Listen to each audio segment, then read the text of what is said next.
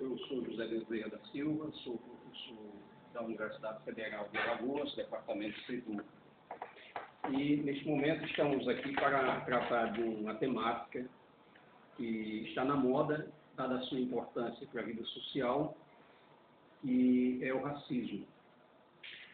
Normalmente, a gente trata do racismo entendendo sobre dois pontos de vista. Primeiro, nós temos o racismo biológico e temos também o racismo cultural.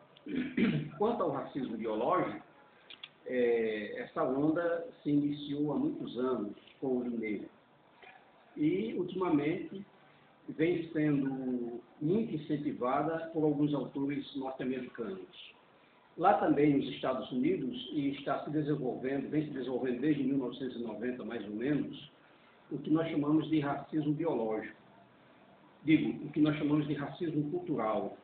É um processo em que os países desenvolvidos começam limitando a entrada de povos, de pessoas de outros países e de outros continentes, especificamente de continentes tipo África, América Latina e Ásia, entendendo que esses povos desses continentes são portadores de deficiências e de inferioridades que normalmente conduzem tais pessoas para o mundo do crime, da criminalidade e de outras taras entendidas como desumanas. O racismo biológico, ele aparece muito também nessa questão de países ricos e países pobres, em que determinadas pessoas são condicionadas a serem identificadas como inferiores. Hoje, há uma pesquisa que diz que o negro ele é 15% inferior ao branco quanto ao seu QI de inteligência. Todas essas práticas, entendo eu, elas estão subsumidas num contexto do processo capitalista de produção. Há uma frase interessante que diz o seguinte: o racismo dá lucro. Obviamente, sem nos entender dentro de um sistema do capital, com as características específicas que nós temos hoje do modo de produção capitalista, propriedade privada, o lucro e a fetichização do trabalho, tornando-o em mercadoria,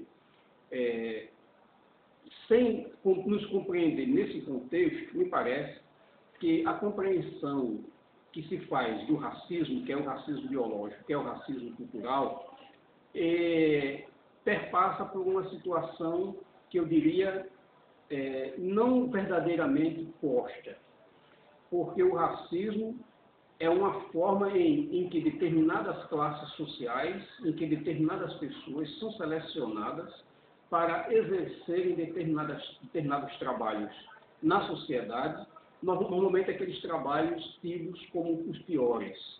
E aí a gente vê que, a grosso modo, determinados povos, pela cor do cabelo, pela cor da pele, pelo jeito de ser do nariz, ou outros requisitos físicos, são tidos como inferiores, são tidos como pessoas depreciativas para o contexto social.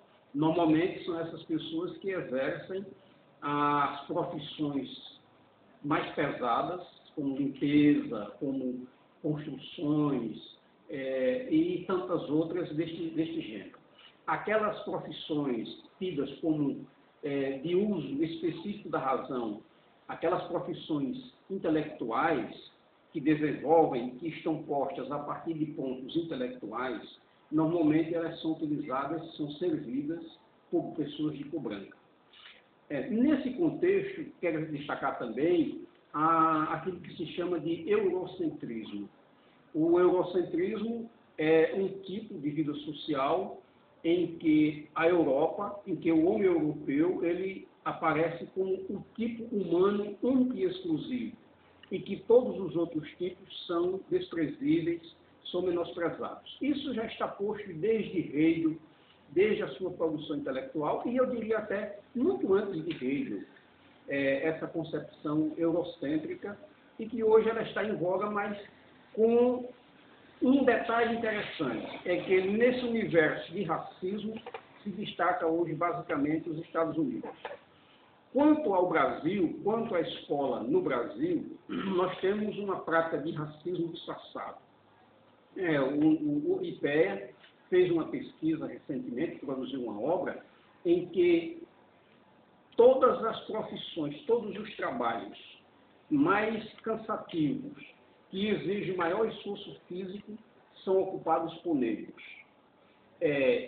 A renda de uma mulher negra e de uma mulher branca, quando se compara, a renda da mulher negra normalmente é inferior à renda da mulher branca, exercendo elas duas a mesma profissão.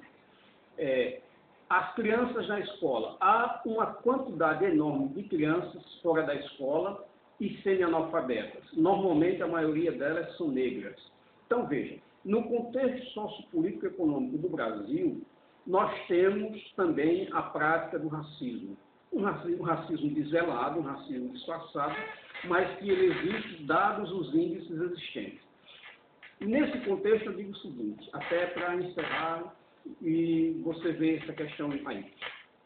O racismo faz parte de um mundo, de um universo tido como o universo capitalista, em que o modo de produção capitalista vai se desenvolvendo numa perspectiva em que parcelas enormes da população mundial é excluída, em contrapartida a um grupo que sempre está no poder, que sempre se eleva no poder. Isso existe tanto em termos de países, como existe também como classe social nos diferentes países.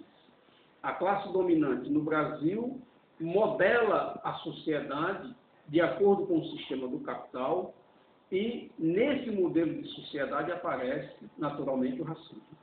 Então, acabar com o racismo de uma maneira definitiva seria criarmos uma possibilidade em que, de fato, nós criássemos aquilo que se chama de emancipação humana.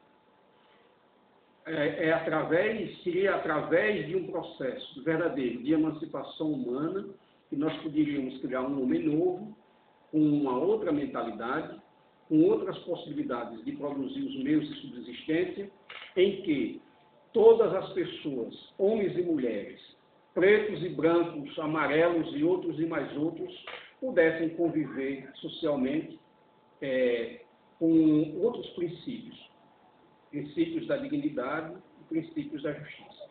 Muito obrigado.